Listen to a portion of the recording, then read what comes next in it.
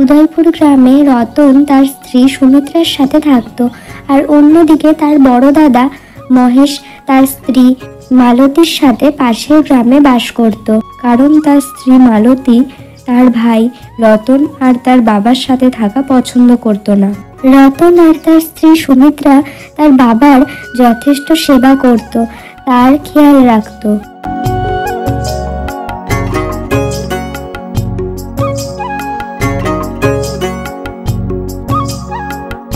একদিন মহেশ আর তার স্ত্রী মালতী রতনদের বাড়িতে আসে।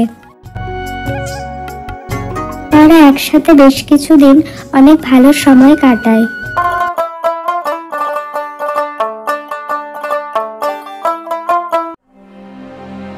তোমাকে বলেছিলাম যে আমার বাবার শরীরটা ভালো নেই, চলো একবার গিয়ে দেখে আসি। হ্যাঁ সুমিত্রা, সেটা আমি বুঝতে পারছি, কিন্তু এভাবে বাবাকে একা ফেলে কি করে যাই বলো তো? বাবা একা কোথায়, এখন তো দাদা বৌদিও এখানে চলে এসেছে, ওরা তো এখানে আছে বাবার দেখাশোনা করার জন্য। তাহলে চলো আমরা বরং গিয়ে একটু ঘুরে আসি, বাবার শরীরটা কেমন একটু দেখে আসি। ঠিক আছে, আমি দাদাকে বলে দিচ্ছি। দাদা বৌদি যখন আছে তখন আর চিন্তা করার দরকার নেই, চলো তাহলে আমরা গিয়ে বরঞ্চ একটু দেখে আসি।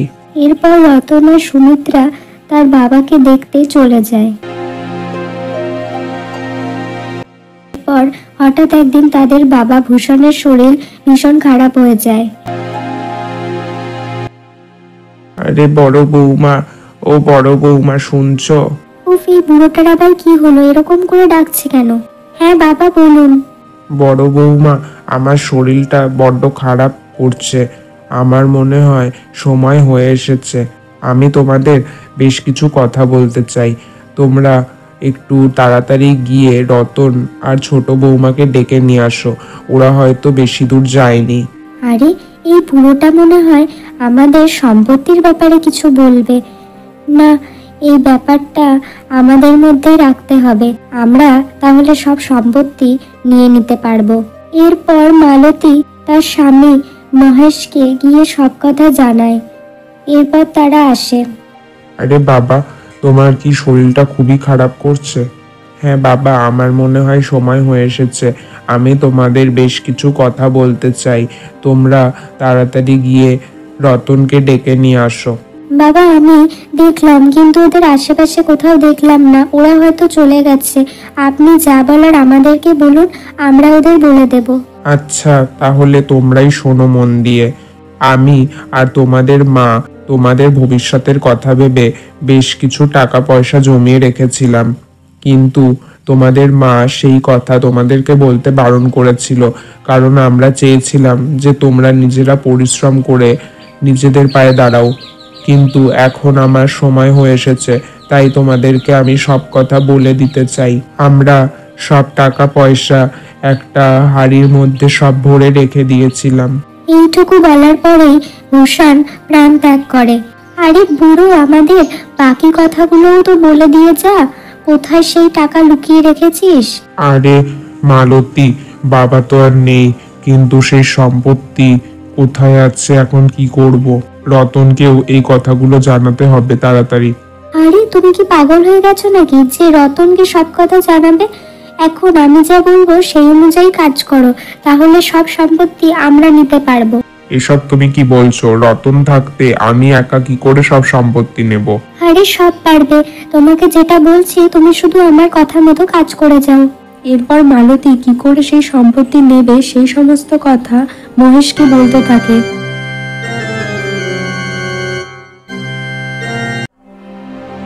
রতন আর তার স্ত্রী বাড়ি ফিরে আসে।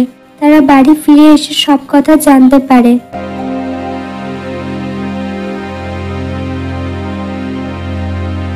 আরে এ কি হলো বাবার? দেখ রতন, বাবা আর আমাদের মাঝে নেই, আমাদের ছেড়ে বাবা চলে গেছেন। এটা কি হলো? আমি তো এইভাবে বাবাকে রেখে যাইনি, এ কি হলো? আমি শেষ সময় বাবার পাশে থাকতে পারলাম না। এরপর তারা দুই ভাই মিলে তাদের বাবার শেষ কাজ সম্পন্ন করে। এইভাবে বেশ কিছুদিন চলে যায়। রতন, এই বাড়ি থেকে তোদের চলে যেতে হবে। বাবা এই সব সম্পত্তি আমার নামে করে দিয়েছে, এখন তোদের আর এই বাড়িতে থাকা যাবে না।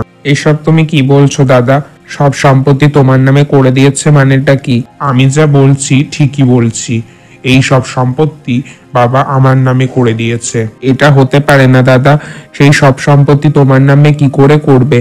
আমি তো বাবার এত যত্ন করেছি, এত খেয়াল রেখেছি, বাবা আমাকে এত ভালোবাসে, তারপরেও এরকম বাবা কি করে করতে পারে? দেখ রতন, আমি জানতাম তুই এরকম করবি, কিন্তু শেষ সময় আমরা বাবার পাশে ছিলাম, তোরা ছিলি না, সেই জন্য বাবা সব সম্পত্তি আমার নামে করে দিয়েছে।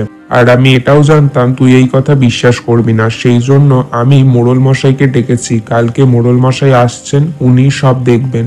এরপরে মোড়ল মশাই আসেন। উনি এসে সেই চিঠি পড়েন। আমি ভূষণ, আমার সব সম্পত্তি, জমি জায়গা আমার বড় ছেলে মহেশের নামে করে দিচ্ছি, আর গ্রামের শেষ প্রান্তে আমার যে ছোট্ট এক ফালি জমি আছে সেইটা আমি রতনের নামে করছি। এটা কি করে হতে পারে মোড়ল মশাই? এটা বাবা কি করে করতে পারে আমার সাথে?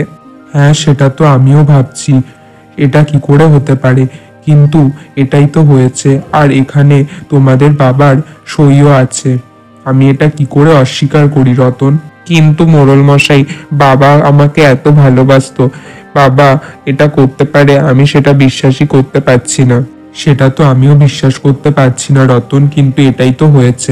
আমি আপনাকে বলছি মোড়ল মশাই, আসলে আমি আর আমার স্ত্রী শেষ সময় বাবার পাশে ছিলাম, বাবাকে অনেক যত্ন করেছি। আর রতন আর ওর স্ত্রী তো বাড়িতেই ছিল না, ওরা বাবাকে এই অবস্থায় রেখে অন্য জায়গায় ঘুরতে গিয়েছিল।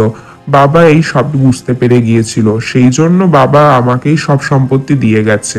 রতন, তুই আর এখানে থাকতে পারবি না, তুই যত তাড়াতাড়ি সম্ভব পারিস এই বাড়ি থেকে চলে যা, এটাই তোর জন্য ভালো হবে। আরে দাদা, এসব তুমি কি বলছো? বাবা না হয় আমাকে সব সম্পত্তি থেকে বঞ্চিত করেছে, কিন্তু আমি তো তোমার ভাই, তুমি তো আমাকে তোমার সাথে রাখতেই পারো।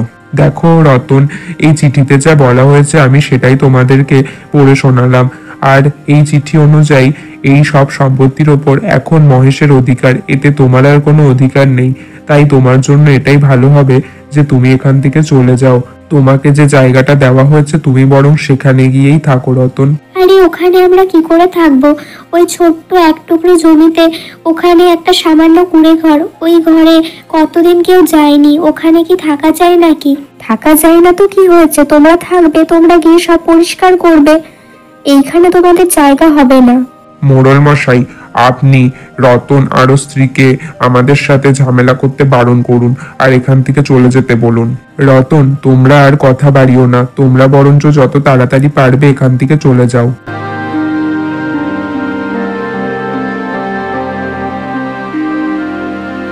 এখানে আমি আর এক মুহূর্তও থাকবো না, এত অপমান সহ্য করে এখানে আমি থাকতে পারবো না।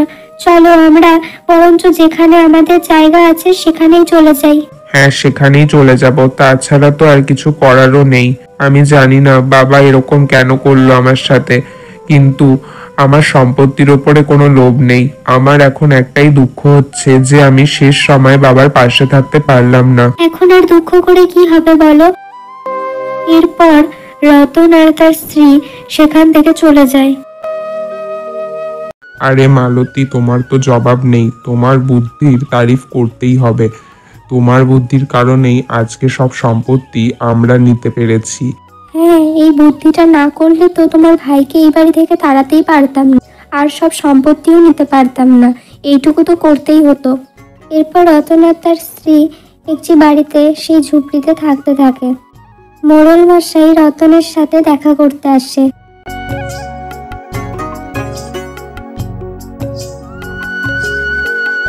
আরে রতন, তোমার যদি কোনো দরকার হয় তুমি কিন্তু আমাকে বলো। হ্যাঁ মোড়ল মশাই, আপনি ভাববেন না, কিন্তু আমার শুধু দুঃখ একটাই যে বাবাকে আমি শেষ মুহূর্তে দেখতে পারলাম না। বাবা যে আমাকে এত ঘৃণা করতো সেটা আমি বুঝতে পারিনি মোড়ল মশাই। সেটা তো আমিও ভাবছি যে তোমার বাবা এরকম কেন করলো। এই বলে মোড়ল মশাই সেখান থেকে চলে যায়।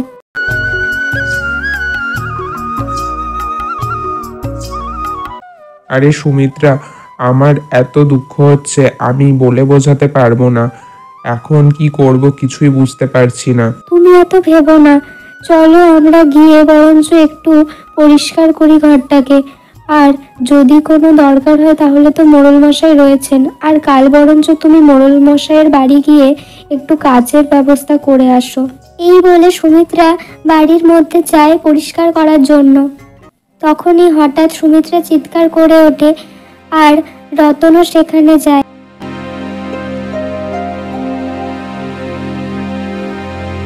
তারা সেখানে অনেকগুলো মাটির হাঁড়ি দেখতে পায়, আর তারা সেই মাটির হাঁড়ি খুলে দেখতে পায় তাতে সোনা ভরা রয়েছে।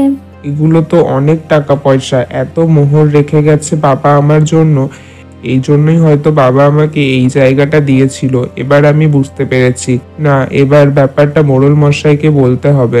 এরপর রতন এই কথা মোড়ল মশাইকে বলতে চলে যায়। এরপর মোড়ল মশাইও সেই সবকিছু দেখতে আসে। এরপর একে একে গ্রামের সবাই এটা জেনে যায়, পুরো গ্রামে এই কথা রটে যায়। তখনই একদিন একটা লোক মহেশের কাছে আসে। আরে মহেশ ভাই, আপনি এখানে কি করছেন? ওখানে তো আপনার ভাই বড়লোক হয়ে গেল। এসব তুমি কি বলছো? হ্যাঁ, আপনি কি জানেন না নাকি? কি জানার কথা বলছো তুমি? আরে আপনার ভাইকে তো আপনার বাবা অনেক মোহর দিয়েছে, পুরো গ্রামই তো এই কথা জানে, আর আপনি এখনো জানেন না বলছেন? কি, এটা হতে পারে না। এটা কি করে হতে পারে? তুমি মিথ্যা কথা বলছো। আরে পুরো গ্রাম এই কথা জানে। আপনার যদি বিশ্বাস না হয় আপনি গিয়ে দেখে আসুন। এরপর মহেশ আর তার স্ত্রী রতনদের বাড়ি যায় সেই সবকিছু দেখতে, আর সেখানে মোড়ল মশাইও ছিল। আরে এই সব কিছু আমার, এই সব সম্পত্তি আমার। এসব তুমি কি বলছো দাদা? এই সব কিছু তোমার কি করে হতে পারে?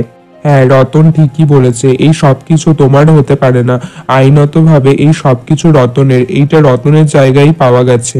আরে না মোড়ল মশাই, আপনি ভুল করছেন, এই সবকিছু আমার। আমি তো আসলে বাবার চিঠি বদলে দিয়েছিলাম, বাবার আসল চিঠি আমি বদলে এই চিঠিটা রেখে দিয়েছিলাম। আর সেখানে তারপর আর বাবা মারা যাওয়ার পর সেখানে বাবার আঙুলের ছাপ নিয়ে নি। কি দাদা, তুমি এইসব করেছো? আমি তো এটা ভাবতেও পারিনি তুমি এইসব করবে। হ্যাঁ মহেশ, তুমি এইসব করেছো, আমিও তো ভাবতে পারিনি। আমি তোমাদের নামে জমিদারের কাছে বলবো, তোমাদের শাস্তির ব্যবস্থা করব। তোমরা যেটা করেছো তোমরা মোটেও সেটা ভালো কাজ করনি। একজন মানুষ মারা যাওয়ার পর তোমরা তার সই করিয়েছো, এটা আইনত অপরাধ। তখনই মহেশের স্ত্রী বলে ওঠে, না না মোড়ল মশাই, আপনি এরকম করবেন না। ও আমার কথাতেই এসব করেছে, এগুলো সব আমার বুদ্ধি। আমাদের দয়া করে ছেড়ে দিন, এইরকম কিছু করবেন না। হ্যাঁ ভাই, আমাদের ক্ষমা করে দে। আমি আসলে এই রকম কিছু করতে চাইনি, লোভে পড়ে আমি এইসব করে ফেলেছি ভাই। কি তার মানে বাবা আমাকে শেষ মুহূর্তেও মনে করেছিল? বাবা আমাকে ঘৃণা করে না? তুমি এইসব সম্পত্তির জন্য করলে? দাদা, তুমি যেটা করেছো সেটা একদমই ভালো কাজ করনি।